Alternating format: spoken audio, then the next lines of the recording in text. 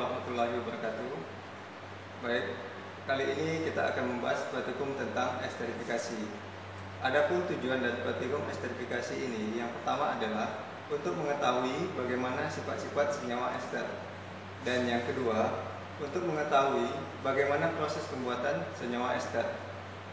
Nah, sebelum memulai praktikum, sebaiknya kalian mencari tahu dulu nih, apa sih yang dimaksud dengan esterifikasi, kemudian apa yang dimaksud dengan ester. Esterifikasi adalah pengubahan suatu asam karboksilat dengan menggunakan alkohol 1, kemudian yang kedua menggunakan asam karboksilat, kemudian yang ketiga menggunakan katalis. Nanti ketiga bahan ini akan dicampurkan, yang kemudian pada akhirnya akan terbentuk yang namanya ester. Sedangkan ester itu sendiri adalah suatu kelas dari senyawa organik yang dapat berguna dan dapat berubah menjadi beraneka ragam senyawa lain. Nah, untuk praktikumnya, kira-kira alat dan bahannya, rangkaiannya seperti yang ada di belakang saya ini. Nanti kita akan menggunakan kondensor. Kita ada 2 kondensor. Yang ini juga kondensor. Kemudian kita menggunakan labu bulat puson. Kita juga menggunakan 2 buah labu bulat puson. Kemudian menggunakan kawat kasa yang sudah terpasang. Kemudian menggunakan kaki 3. Selanjutnya ada statik sebanyak 3 buah. Kemudian ada Erlenmeyer. Kemudian ada gelas ukur dan pipet tetes. Kemudian ada tabung reaksi beserta tabung reaksi. Dan tambahannya adalah pembakar Bunsen atau splitus. Nah, selanjutnya kita akan menggunakan bahan yang pertama, yaitu etanol. Kemudian ada asam sulfat.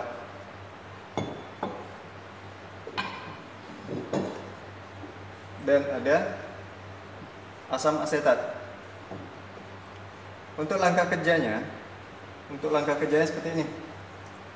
Sebelum memulai, gunakan masker, kemudian sarung tangan.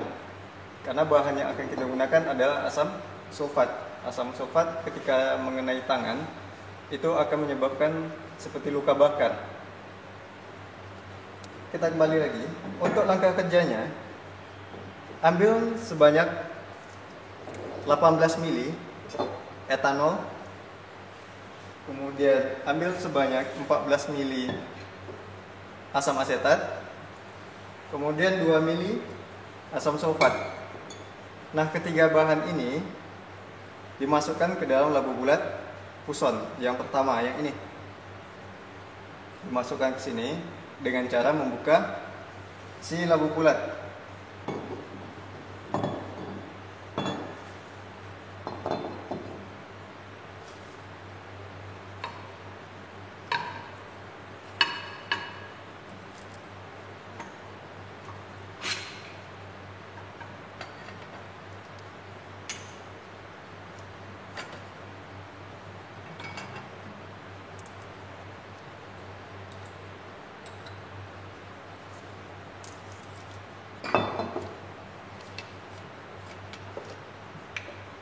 Diambil sebanyak 18 ml.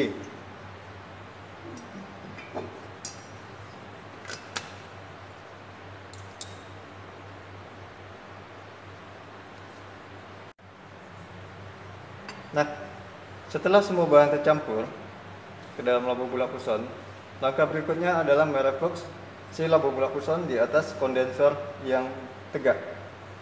Fungsi di reflux adalah untuk menghomogenkan, artinya membuat semua larutan tadi menjadi satu jenis. Di reflux selama kurang lebih 30 menit.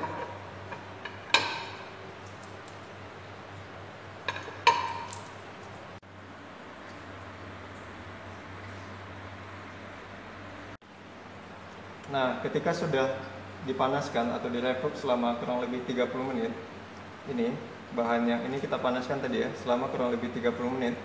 Kemudian langkah selanjutnya adalah bahan ini kita pindahkan. Jadi dari labu bulat yang pertama ini kita pindahkan ke dalam labu bulat yang kedua. Nah, caranya masih sama. Caranya adalah dengan membuka labu bulatnya.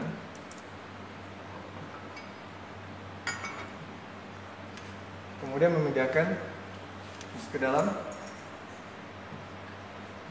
labu bulat yang kedua.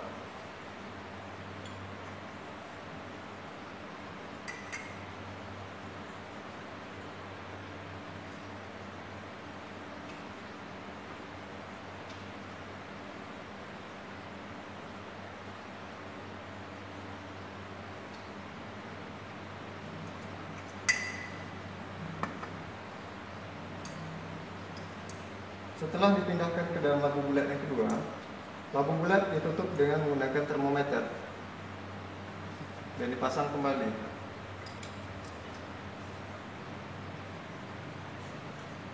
Setelah semua terpasang, lalu dipanaskan kembali.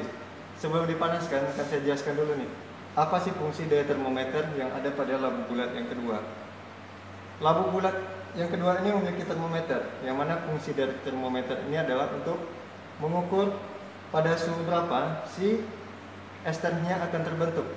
Misal nanti nih, ketika bahan ini dipanaskan, dia akan menguap dan uapannya itu akan menempel di dinding dari si termometer ini. Ketika uap yang panas nanti nempel di sini, otomatis si air raksa yang ada pada termometer akan meningkat. Setelah meningkat, nih air raksa meningkat nih. Kalau udah meningkat, perhatikan tetesan pertama pada termometer. Jadi ketika termometernya ada seperti uap, kemudian lama-kelamaan dia akan nempel, kemudian jatuh. Nah, perhatikan yang jatuh atau tetesan pertamanya diperhatikan, kemudian perhatikan pula suhunya. Kira-kira ester itu akan terbentuk pada suhu berapa? Misal nanti tetesan pertamanya pada suhu 53 derajat Celcius. Di sini misalnya nanti. Berarti si ester akan terbentuk pada suhu 53 derajat Celcius. Nah, untuk serangkaian proses ini namanya adalah destilasi. Destilasi itu adalah proses pemisahan. Artinya bahan yang tadi yang awalnya masih homogen, kita akan pisahkan nih. Awalnya yang homogen ini kita pisahkan atau kita cari esternya dengan cara destilasi. Nanti uapnya akan nempel dia akan nempel di sini nih, di dinding-dinding dari si labu bulat. Kemudian uapnya juga akan nempel di mulut dari si labu bulat tadi. Dari mulut labu bulat akan masuk ke dalam sela-sela yang ada kondensor ini, masuk ke dalam sela yang ada di dalam kondensor. Kemudian dia akan jatuh memasuki Erlenmeyer. Setelah memasuki Erlenmeyer, baru kita lakukan langkah yang berikutnya. Baik. Kemudian untuk sekarang kita panaskan dahulu si labu bulat Poisson yang kedua. Nah, perhatikan termometer, suhunya meningkat. Nah, suhunya untuk tetesan ester ini adalah 68 derajat Celcius. Jadi pada sudah 68 derajat Celcius, si ester sudah terbentuk. Kemudian langkah selanjutnya adalah kita tinggal menunggu hasil ester yang akan mengalir dari mulut labu bulat ini memasuki si kondensor dan pada akhirnya akan tertampung di Erlenmeyer.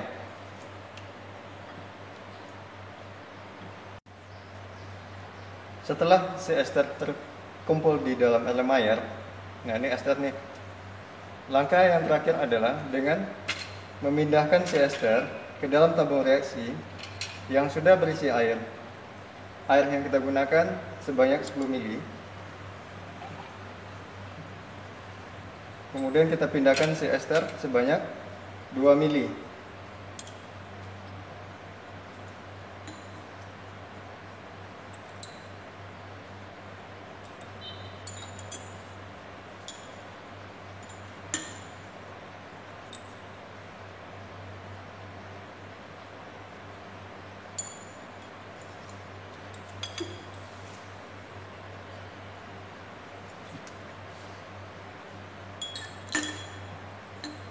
Jika sudah, dimasukkan kembali ke dalam tabur reaksi yang sudah berisi air.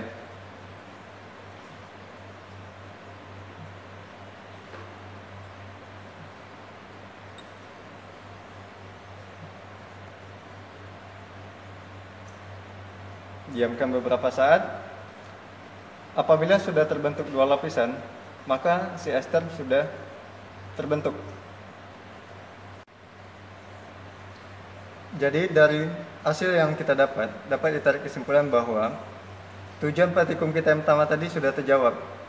Adapun tujuan yang tadi adalah untuk mempelajari tentang sifat-sifat senyawa ester. Sifat senyawa ester yang pertama adalah memiliki aroma. Kemudian yang kedua, dia tidak larut di dalam air, seperti yang ada pada tabur reaksi berikut. Demikianlah praktikum yang dapat kita lakukan pada hari ini. Saya akhiri dengan wabillahi taufiq wal hidayah. Assalamualaikum warahmatullahi wabarakatuh.